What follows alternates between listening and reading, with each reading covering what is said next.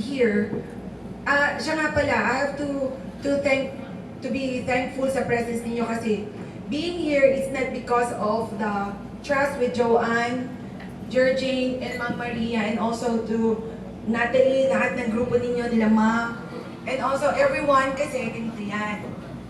Ito po, ako, akala lang ng iba, nananahimik lang ako. So hindi rin po ako actually nagkaganito. I have to mention things like kanina, sabi ni Georgine is, na ano lang siya, ano bang tawag siya, parang kang na-abduct. Kasi wala siyang, kala niya pinakain lang, biglang lumabas yung phone. Ako, mas grabe pa dyan. But, you are all lucky kasi nakikita niyo na agad to. May nakikita na kayo agad nito. Yan. Yan, about broker exchange and everything. Medyo mayroong mga hint na binigay. But you know, ako po, wala talaga akong alam. Nagsali lang din ako because I trust someone. But do you know that it was introduced to me last January and I entered April. So January, March, April, medyo matagal. So nung nalaman ko, matagal pa. Kasi inalam ko din, ayoko rin mag-offer agad sa iba na hindi ko pa alam yung business.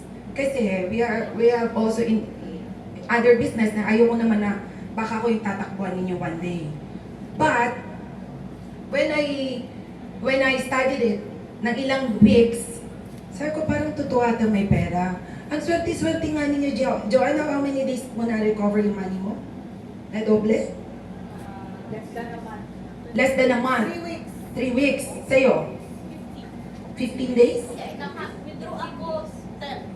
10 days after? Because diba, 15 days na yung Okay. Alam nyo ako, 21 days pa ako nagkaroon ng isa. Tapos yung isa ko is wife siya ni General. So kaibigan ko si siya. So dalawa kami nag-aaral. Sabi ano kami pinasukan mo, hindi mo pala alam, hindi ka marunong. Kaya lang, natuwa na ako doon sa sinabi mo, buti nga kami nakakita ka agad ng $400 in one day. Sabihin ko sa inyo, walang presentation na maayos na ganyan. Wala talaga. Kaya tuloy, ang naturo ko doon sa downline ko, wala din talaga. All trust. Pero I have to tell you, in 2 months ko, or more than 2 months, or 3 months na ngayon, nung na-solve ko, in less than 2 months ko, I have 2 millions. Hindi ko po talaga napansin. Hindi ko siya napansin. Ngayon, tatanungin ko total nito. Sabihin ko ba? Kasi parang naiyak din ako. But I have already 37,000 now in my phone, which is the trade asset of me, and I withdraw more than 30,000 above. There is more than almost 2 millions na rin. Pero bago lang ako pumasok, I joined April. So sabihin natin May, June, July, magpo 4 months pa lang ako. So, ngayon ang tanong, sabi nila, ako hindi ko rin alam na marami ng tao under me. Kasi ganito lang, para sa inyo, it's impossible sometimes kasi malaki yung amount, di ba? Then na-mention din dito, dumaan din po kami kung saan kami kukuha ng capital.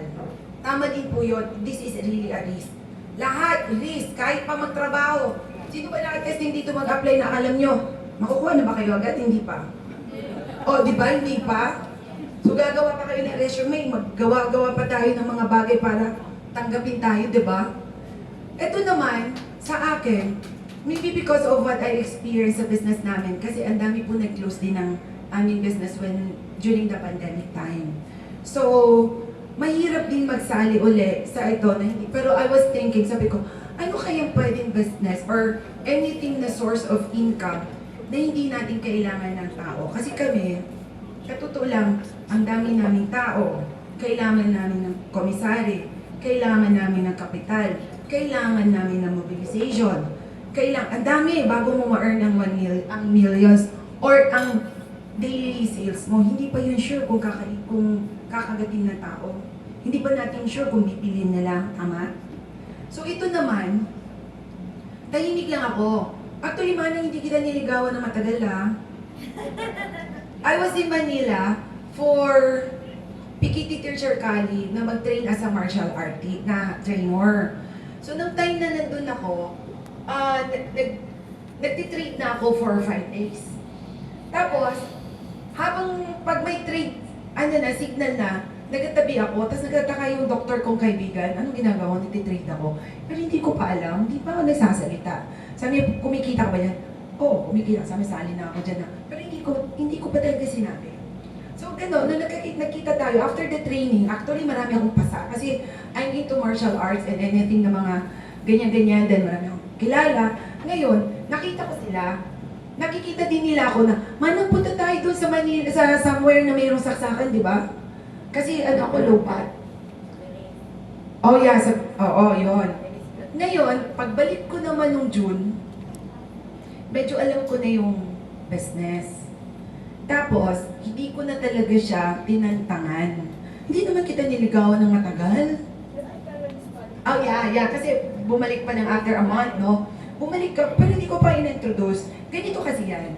Very effective yung ito. Kasi, this is a cryptocurrency trading, which is, we know that the Philippines is 50 years late tayo sa kanila. Naniniwala ba kayo? Kasi wala tayong alam sa mga technology, di ba? Late tayo 50 years. Late tayo. So, ngayon, ito, nakita namin, syempre kami, ang dami-dami nating mga, ito, bibili pa ng mga gold bago ibebenta, di ba? Ang dami pa nating gagawin bago tayo mag-income. So, ngayon, nakita ko, bakit ang dami-daming tao din na nagkapera? At saka, although this is a negative to the new generation ng mga bata na masyadong technology, yung techie, kasi actually yung iba natututo to find money talaga in online. I don't know kay Sir Clint. Kasi IT po kayo, di ba? Parang ang dami-dami sa ibang bansa na magaling na talaga kumita ng pera because of the technology. So ngayon, nung nalaman namin ito na meron palang ganito, na ganito pala na kaya nating i-adapt, and which is, sa inyo ko lagi nakita yung word na pina-emphasize niyo yung, copy signal. Kasi hindi tinuro sa akin yan na copy signal. Hindi ko alam kung anong ginagawa. But I have friends enrolled and nag-aral ng Forex, nagastos ng 500,000, ngayon nasa atin na. Kasi hindi siya kumita doon sa Forex niya. Dito naman, sumali na lang siya sa third phase. Then nung nag-withdraw siya ng 5,000, kasi 2,500 in-invest niya, ang money niya nag-earn ng naging 7,000 dollars yun ah. So ngayon, tinap-up niya na naman for the fourth phase kasi he came from the Forex, which is hindi siya kumita doon. Kasi kung sasali kayo doon, magpupuyat kayo, i-analyze niyo yung paglalaro. Dito hindi. Kaya tama yung word nila na copy signal. Kasi meron itong company na to na i-introduce ko sa inyo na para malaman nyo na matagal na to siya. Inalam niya lang kung paano niya ginawa yung sistema na makopy natin all members. I think ito yung isa na advantage na pwede natin gagawin na hindi na tayo mag-analyze. Kasi may kakilala kami na nagaganito, actually, million siya pero namatay. At nakakalungkot kay bakit? Kasi puyat siya parati, magtingin lang, mag-analyze ng graph. Napakita pa yung graph dito nung mayroong sa una. Baka nakita nila yung paano, yung daily. Yeah, kasi meron dito eh. Yung iba makikita nyo sa someday, may graph dito. I don't know kung meron kayong nakikita niyan even sa GCash. Sa GCash and Maya, alam ko may crypto na. Yes, chika. See? Yes, what we're doing is also crypto, but ikaw yun. Kung gusto mo maglaro, hindi mo alam kung manalo ka or hindi. Naikwento pa kanina na 99% panalo tayo. Yes. So, ano yung kinatakot natin? No? So, kaya lang, of course, kasi tayo, money manggit ito. Ngayon, dito sa ating mga pinapasukan o linatrabuhan natin, hindi ako nagsasabi na iskip nyo yan. Hindi. That is our bread and butter. Ito naman, gagawin natin during the night lang. Dollars ba? Dollars yung gagawin natin. So, we're earning money, peso in the morning, dollars in the evening. Sino bang ayaw nun? O, di ba? Di ba? Yan yung maganda. Peso sa morning, dollars sa gabi. Tapos, ito pa. We really take the time. Kung ano yung signal, yun lang kasi mag-aantay kayo ng oras.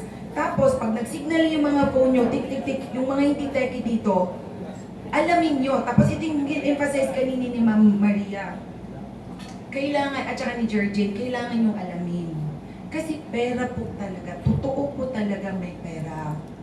Kailangan natin, iintindihin natin paano gawin ito.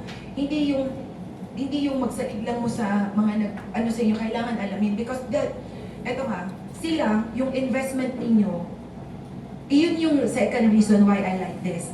Because the money you invested is not taken from my nag-refer. For example, si Georgine, pinasok kayo. Hindi kukunin ni Georgine yung money nyo. I-change niya lang yung money nyo into USDT. At the same time, ibabalik sa phone. Then after that, kung na-register kayo morning, right after at 6 o'clock, lalaro na kayo. Meaning, yung money is not to her, sa inyo. Sa inyong phone. Yun yung kinagastuhan ko. Meaning, wala kaming hawak na pera galing sa inyo. Hindi namin kayo pinirahan. Okay? Yan yung gusto kong emphasize. Hindi namin kukunin yung money ninyo. It is kept into your phone and it's also your account and you can also withdraw it if you want. Kung hindi nyo na kayang antayin na madoble. Sana, ayun yung gusto kong emphasize. And thirdly is, eto, kaya nyo bang, okay, how many percent nga ang ang kapa noon? 30?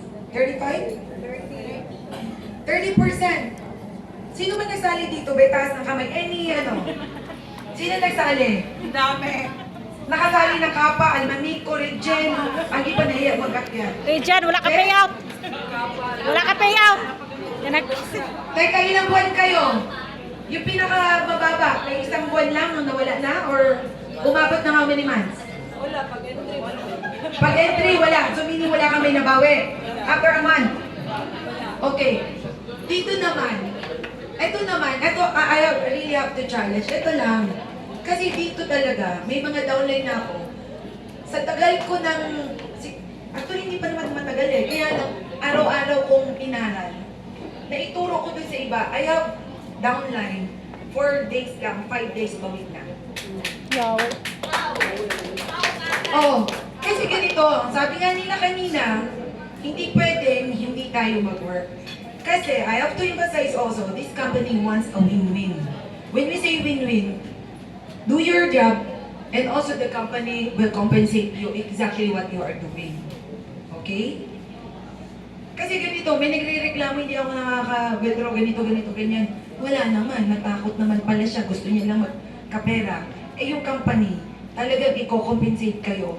Kaya nga, actually pinakita ko rin yung account ko kasi maganda yung withdrawals ko. Yung iba, hindi maganda yung withdrawals nila.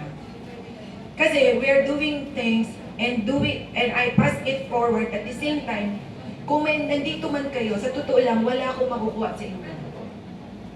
Si Georgine, tsaka si Ma'am, wala rin pong makukuha pag hindi ko namin kayo direct.